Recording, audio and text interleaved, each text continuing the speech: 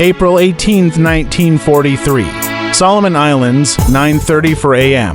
Tibeti bombers cross the water. Above them, escorting Zeros weave like knives.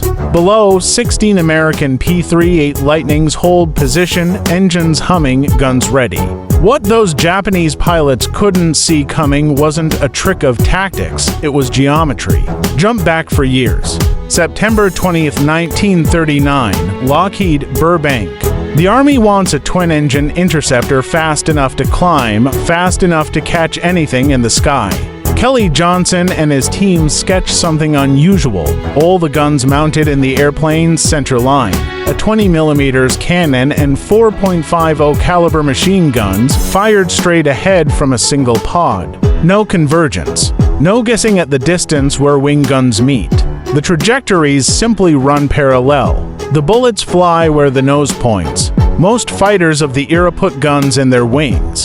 That design demands convergence. The barrels are angled to meet at one sweet spot, usually 200 to 300 yards.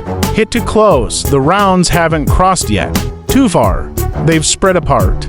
Win or lose depends on hitting that narrow window, and that puts a premium on close, turning fights, quick reflexes, and intimate dogfighting skill. The P-38 removed that variable. With its nose battery, the Lightning was lethal from point blank to beyond 600 yards. Training films, bore sights, and ballistics tests confirmed it. Armorers spent minutes bore sighting nose guns where other crews spent hours harmonizing wing guns. Pilots found they didn't have to perform complex lead calculations, point the nose, squeeze the trigger, and out came a concentrated stream of fire. At training bases across America, instructors who had taught harmonization charts and convergence tables paused. The new Lightning manual showed no convergence diagram, just a straight line. Captain Robert DeHaven, an old-school gunnery instructor, summed it up. Get inside 200 yards and score the kill. That was the rule for many fighters. The Lightning rewrote it. Geometry had become a weapon. Transition? When the P-38 arrived in the Southwest Pacific, at Henderson Field and beyond, pilots learned how to exploit that standoff range.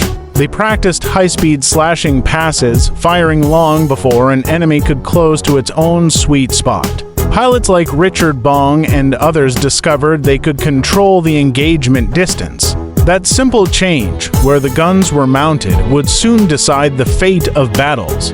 Open, brisk music, map on screen, late 1942 and early 1943. The Lightning's advantage became tactical doctrine.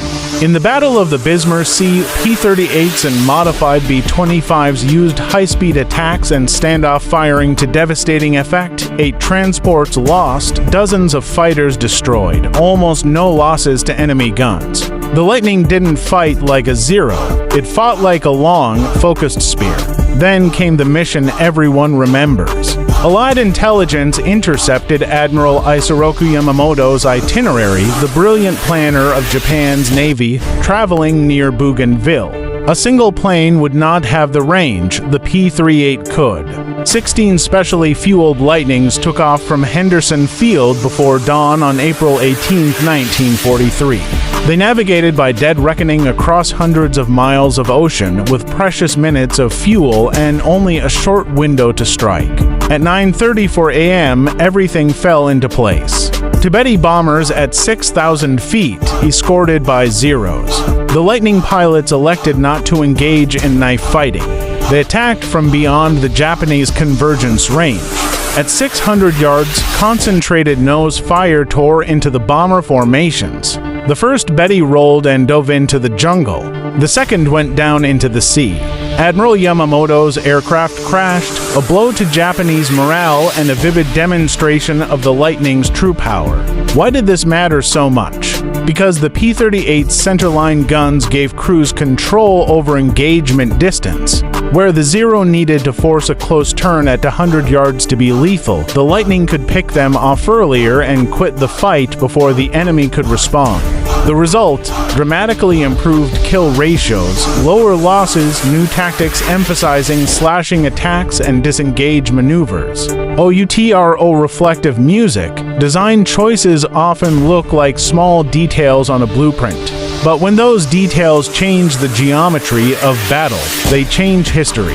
The P-38 Lightning was more than a plane, it was a math problem solved in metal and gunpowder, and on April 18, 1943, that math killed an admiral.